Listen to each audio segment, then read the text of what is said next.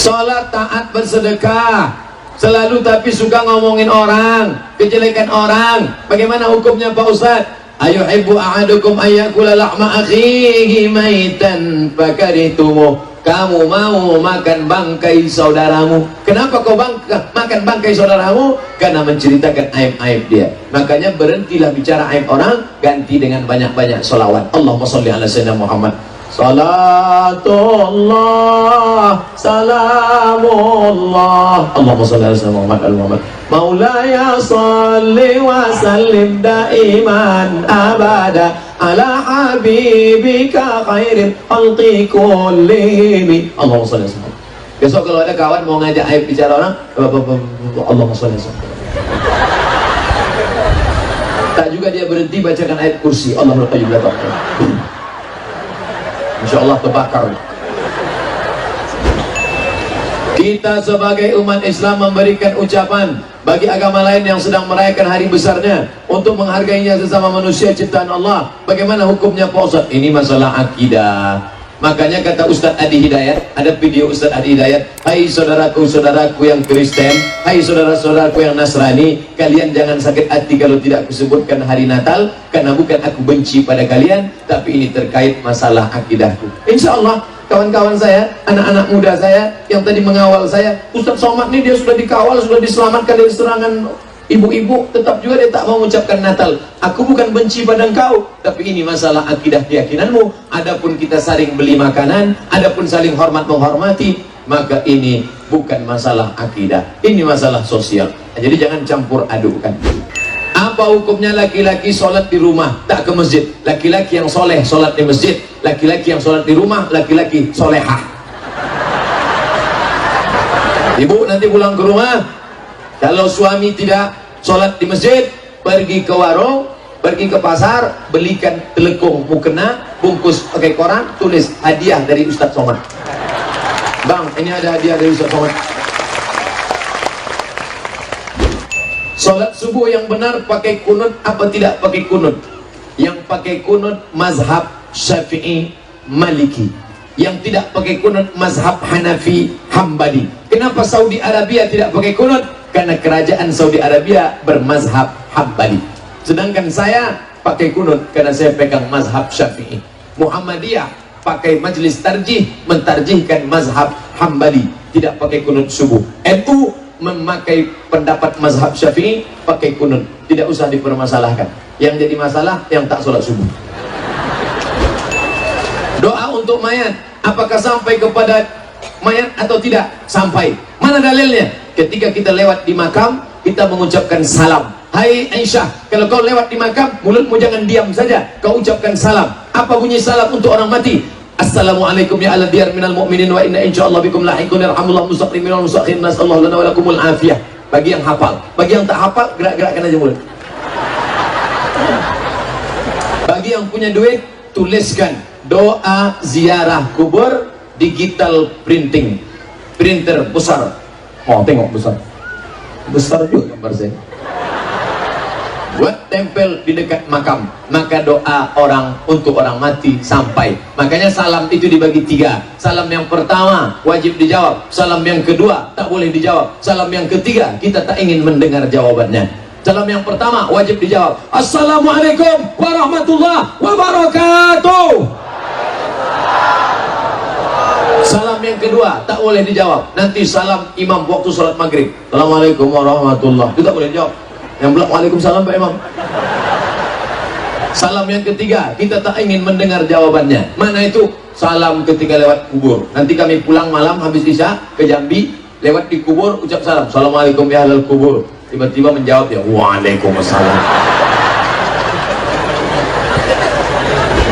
Kalau umat Islam berbuat jahat dicatat oleh dua malaikat, bagaimana dengan orang non muslim? Siapa yang mencatatnya? Maka semua akan dibangkitkan di padang mahsyar nanti menghadap Allah Subhanahu wa taala, akan ditanya tentang keyakinan, begitu yang diajarkan oleh agama kita. Maka Allah Subhanahu wa taala membebankan kita untuk bersyahadat, asyhadu an la ilaha illallah wa asyhadu anna Muhammadan Rasulullah, kita mengakui Nabi Musa, kita mengakui Nabi Isa. Bahkan di dalam Al-Quran ada dua surat khusus untuk Nabi Isa. Yang pertama, nama datuk Nabi Isa. Nabi Isa punya emak namanya Maryam. Maryam punya ayah namanya Imran. Imran punya istri namanya Hannah. Maka surat dalam Al-Quran, surat Al-Fatihah, surat Al-Baqarah, surat Ali Imran. Ali keluarga, Imran punya istri Hannah, Hannah melahirkan anak Maryam, Maryam punya anak Isa alaihi salam.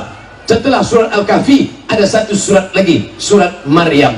Maka kita menghormati, memuliakan Nabi Isa alaihi salam. Ada surat nama datuknya Ali Imran, ada surat nama ibunya surat Maryam. Kalau mau tahu tentang Nabi Isa, baca sedetail-detailnya dalam surat Ali Imran dan surat Maryam. Mohon maaf, saya mau bertanya, apa hukumnya apabila ada non muslim mengucapkan salam? Apakah kita harus menjawab? Nabi mengajarkan, idza sallama alaikum ahlul kitab faqulu wa alaikum. Kalau saudaramu yang bukan seagama, sama-sama manusia, mengucapkan salam kepadamu, maka kau jawab jawabannya wa alaikum. Karena Nabi bertetangga dengan non muslim, Yahudi Bani Nadir, Yahudi Bani Quraizah, Yahudi Bani Qainuqa, Yahudi Khaybar di Madinah. Mereka mengucapkan salam ke Nabi, assalamualaikum ya Muhammad. Jawabannya waalaikum. Apa arti waalaikum? Kamu juga. Selamat untukmu Abdul Somad, kamu juga. Selamat untukmu Hai Fulan, kamu juga. Begitu jawabannya. Assalamualaikum, waalaikum. Ustadz, kami santri pondok pesantren, bagaimana cara belajar Ustadz sampai paham? Oh, saya lari dari pesantren. Tak tahan saya di pesantren, dipukul pakai batang sapu. Saya pula bandel dulu pesantren, tapi saya tetap belajar. Lalu kemudian, Ustadz dulu gimana cara belajar di Mesir? Saya ringkas buku yang tebal-tebal tuh, saya ringkas. Belajar sama kakak-kakak kelas, anak-anak Jambi ini banyak kakak kelas saya. Saya masuk salah satu kakak kelas ini yang ada bersama kami, rombongan satu dari Medan, Bang Iqbal Sauki, satu lagi dari Jambi, Ustadz Ican. Ini kakak kelas saya. Dia tanya, Bang Ican, bagaimana cara membaca mukoror diktat ini? Kau kasih baris macam Quran. Nah, itu dia yang ngajari. Buku Arab gundul di Kairo, bagaimana cara? Kasih baris macam Quran. Oh, dikasih baris semua biar tahu. Habis itu dihafal. Siapa yang tidak lulus 14 mata kuliah, putus beasiswa. Siapa yang putus beasiswa, 25% turun. Kalau 3 tahun tidak lulus-lulus, DO. Kalau sudah DO, diusir dari asrama, tidak dikasih tiket pulang, siap-siap hanyut dari Sungai Nil. Maka kami belajar serius, tak berani macam-macam. Termasuk saya, tak berani macam-macam. Pak Ustadz, apa hukum menggunakan cincin batu akik? Ini nyindir saya nih. Janganlah begitu. Dari awal kita udah sepakat jangan sindir-menyindir. Saya kan pakai batu nih. Ini dikasih kawan dari Kalimantan, Pontianak, dikasih. Saya pakai sampai sekarang. Apa hukumnya pakai cincin? Apakah ada hadis tentang menggunakan cincin? Ada. Nabi pakai cincin. Di mana cincinnya? Di kelingking sebelah kanan. Nabi cincin sebelah kelingking. Kenapa Ustaz tak pakai kelingking? Jari saya kecil, kurus. Kalau saya letakkan di sini, takut saya pas Allahu Akbar, lepas. Pas terlepas, ya kalau jatuh ke tanah. Kalau jamaah sedang menganga, masuk. Boleh, apa salahnya? Selama tidak meyakini dia memiliki kekuatan khasiat yang tak baik. Kalau Anda lahir bulan Mei, bintang Anda Gemini, pakailah batu rubi warna merah, maka aura merah Anda akan bangkit. Wajah Anda merah, biji mata Anda merah. Kalau perkara biji mata merah, ikan busuk pun merah juga matanya. Ustaz kenapa pakai? Saya suka aja. Saya pakai batu. Batu apa tuh Pak Ustaz? Kecubung. Dari mana? Pontianak, Kalimantan. Bolehlah Pak Ustaz. Pergilah beli sana. Satu cukuplah. Yang belum sampai dipakai 3 biji. Ini cincin sampai 3. Oh mana-mana begini aja. Di mana acara kita nanti? Sana. 1 oke. 2 oke. Jangan terlalu besar. Ini pakai besar-besar, masih besar batu gilingan. Orang pun sholat tak lagi menengok kasut, nengok cincin kita sudah. Assalamualaikum warahmatullahi wabarakatuh. Ini dah deh.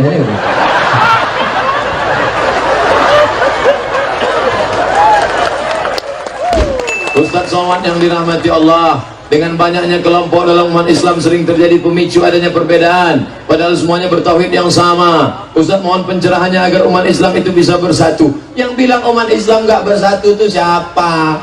NU sama Muhammadiyah bersatu. Buktinya kemana? Sama-sama melaksanakan sholat. NU, Muhammadiyah, Perti, Persis, Nahdlatul Wathon, FPI, semuanya sepakat bahwa sholat subuh itu wajib. Betul? Ada yang mengatakan sholat subuh sunat? Kalau ada saya mau belajar. Tak ada. Tapi masalah teknisnya ada perbedaan. NU usolli fardhus subhi, Muhammadiyah enggak pakai usolli. NU jahar Bismillahirrahmanirrahim, Muhammadiyah sir Alhamdulillahi Rabbil Alamin. Tidak jadi permasalahan. Jangan mempermasalahkan yang tak masalah sehingga menjadi masalah. Di situ tak masalahnya.